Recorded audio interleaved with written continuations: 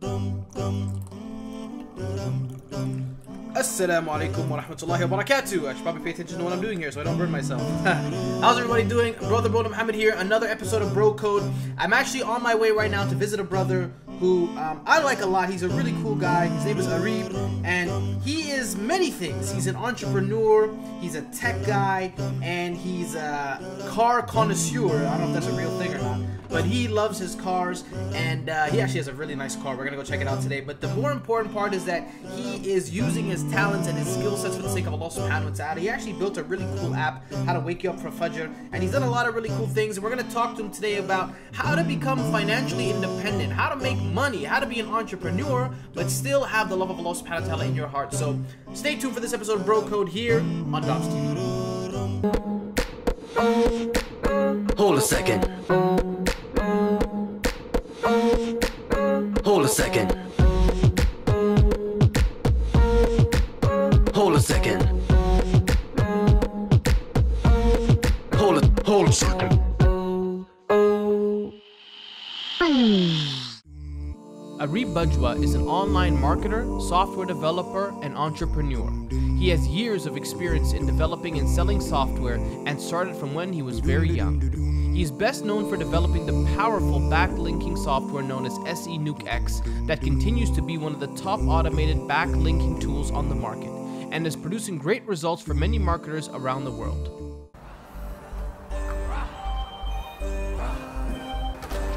Hey! Assalamu alaikum. How's everything, Akhi? Alhamdulillah. Doing good? Man, long time. Yeah, good to see you. Alhamdulillah, very good. Alhamdulillah. Alhamdulillah. Awesome. Come on in. All right, good.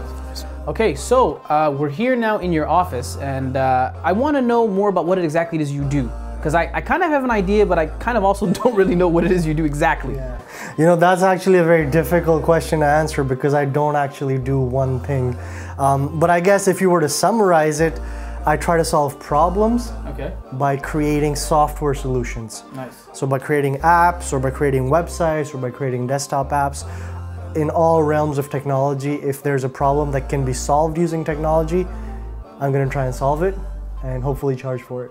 So this is really beautiful, mashallah, tabarakallah. Tell me about it. I mean, when did you get it? You know, was it always a dream to have a car like this? Yeah, you know what? This baby I've had for about 3 years now. Almost 3 years. Before this, I had an Audi R8. Nice. That was actually my dream car. I saw it one day on the street and I was like, whoa, if I can ever afford that, that's gonna be the one. So one was literally like a kilometer from my place, so I literally walked over and picked it up. Wow. You know, out of the 2 that were in Canada. Yeah. And because it's manual, it feels like I'm in Need for Speed all the time.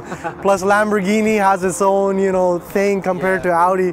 So alhamdulillah, I've had it for 3 years. I have no plans of getting rid of it. Alhamdulillah. So. I mean, you work hard and you play hard. That's right? Exactly it, right? I mean, you got to reward yourself. Yeah. And you know, there are people who will save up, you know, a couple of $100,000, which is basically the cost of a car like this, and then they'll just spend it all on a car. But that is stupid, right? You gotta save up quite a bit of money, and then, you know, a little bit you can splurge on yourself. But there's a lot more important things in life, obviously. Now, today you're going to teach us something. And because you're into tech and you're really an entrepreneur, I mean, you have your own business and you run several kind of businesses. What can you teach me today that I can help impart upon other people as well? Right. Actually, one of the biggest problems that a lot of people who want to start a business, one of their biggest problems is, how do I know this is going to be successful? Okay.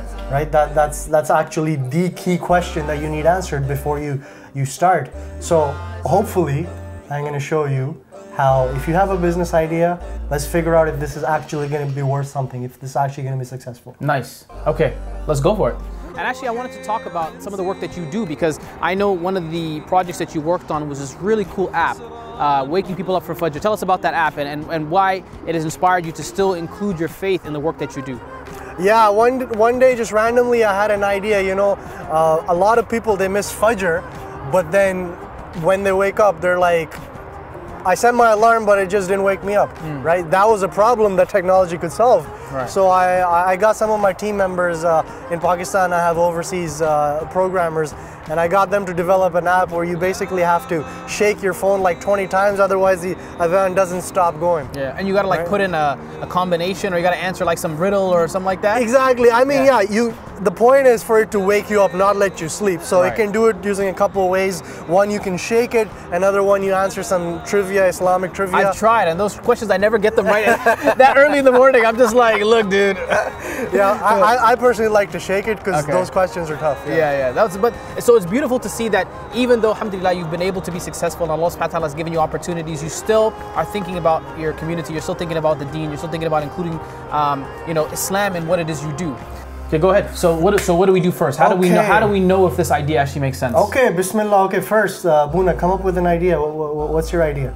Okay, say I want to start a clothing line, which I actually do, by the way, eventually. Clothing line, yeah, clothing line. Yes. I know you've been into that stuff. I have been. Some photos. Yes. Today, with the age of Facebook ads and Google ads, this is such a piece of cake. All you literally do is you go to Facebook.com. Okay.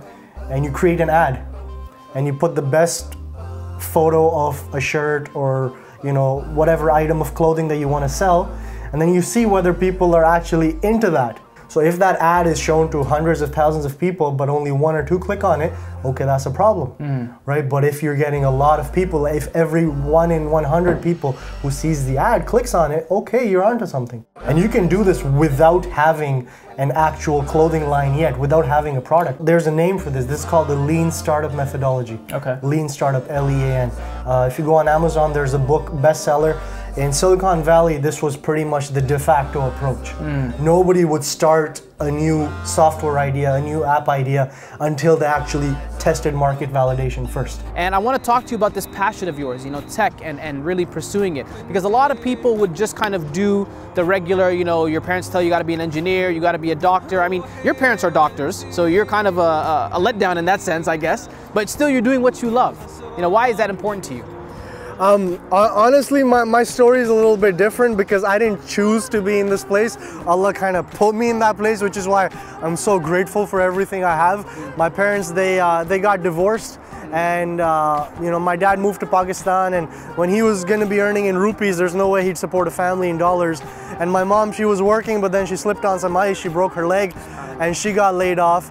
So it was kind of like, okay, if you don't do something right now, we might be out on the street tomorrow, right? So I took a semester off from university and I said, listen, I gotta make something happen. I have a few skills with computers, let me try to see what I can come up with. And I went through like 4 or 5 different ideas. The first 4 were all flop, but then Allah put me in the right place at the right time to make the big thing for me, which was my search engine optimization software. That thing really took off. So if it was up to me, I'd still be, if that hardship didn't come my way, if Allah didn't put me in that position, I'd still be going through school and I'd still be trying to complete and become a doctor one day. But Allah put me in a position where I had to identify what my true passions and what my true skills were and utilize them at that moment, so alhamdulillah.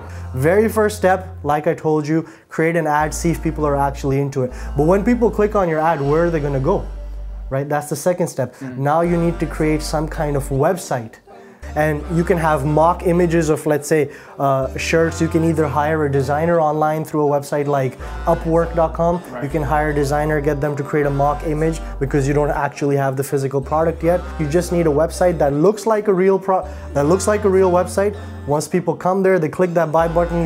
You tell them something. Hey, listen, we don't have the product ready yet. This was just an experiment to see if the world was interested. Thank you for your support, and you can also collect their email address at that point and get them back later when you can follow up with them later once you actually have something. So any advice for someone out there who might be watching who has a passion that might be unorthodox, or a passion that maybe their parents don't share with them, but yet they want to pursue? They may not have a life-altering scenario on their table, but they still are passionate about something. What advice could you offer them? Because there will be difficulties like there were in your way. There will be tests and trials along the way. What advice can you offer them to make sure they actually go out and pursue those goals? Yeah, honestly, I mean, it's cliche, you hear this a lot, but if you love what you do, you'll never work a day in your life. Right? What I do now, I enjoy doing it so much that even if I wasn't getting paid like this for it, I would still do it just because it's so much fun. So honestly, putting all that social status aside, putting all that money aside, do you want to wake up every morning and feel like I'm so excited about what my day is going to be today? And that's really what it comes down to, right? And in particular for I can speak towards the people who are going into the computer science or the programming field. For those guys, they have a huge advantage because now we have something called the internet. You might have heard of it. Yeah, I think so, yeah. And literally, you can have billions of people at your doorstep ready to buy your product. That has never existed before in the face of the earth. Right. You literally, you don't even, so for my personal business, my investment into that whole thing, which is alhamdulillah worth millions now, but my investment was literally $12. Wow. That's literally all I did. I bought a domain name, and the rest of it was just my skill, which was self-taught. And so what is it that you look for in a business to be successful? Like if somebody pitches an idea to you, what are some telltale signs in your opinion to say this is going to be successful, this is not going to be successful? Yeah, usually the biggest thing is whether the idea is extremely big. If the idea is very big, it has massive potential, that might require a very large team to execute. I like starting small. If you look at all these YouTube sensations, YouTube celebrities, they all started from something really small. You yourself, you know, spoken word poetry, and now mashallah, you're doing all these other things. Mashallah. But if it's something that you can test that the world will respond to, that's very small in size, that you or maybe one or two other people, you guys can come together and do, and you can get some solid data, that will start the snowball effect. Okay. Usually people say, hey, listen, I have this idea, I want to connect this world with this world, I want to connect suppliers with manufacturers, but then, you know, or you want to start a social network. Okay, well, nobody will come to your social network unless there's a million other people already on the social network. There's a huge chicken and egg problem there. How do you start? Right? Those type of ideas are very difficult. But if it's something very small that you yourself can get rolling and start getting market validation, that's usually the type of thing that excites me. Yeah, so for somebody who's got the skills to be able to create things on the computer, you don't need to hire anybody to do anything. Literally, it will take you $12 and you could create something that's worth millions. And that's a unique advantage only those in the computer science field have, which is why I encourage everybody, every youngster, at least give it a shot. You know, what I really admire about you is that even though, you know, alhamdulillah, you have wealth and you have this beautiful passion, this job that you're pursuing, you're still very down to earth, you're still connected to your community, you're still searching and seeking knowledge, what I think is very important and is a lesson that everyone can learn from. So, you know, on behalf of Bro Code, you've officially given us a great example of a brother who's, mashallah, doing his thing. So, Jazakallah khair for joining us, Areeb. I really appreciate you being on this episode, and hopefully all you watching, inshallah, were able to benefit. Stay tuned for another episode of Bro Code, where I hang out with other great brothers, inshallah. This is brother Boonaa Mohammed signing off. Assalamu alaikum wa rahmatullahi wa barakatuh. Wa alaikum assalam. Hold a second.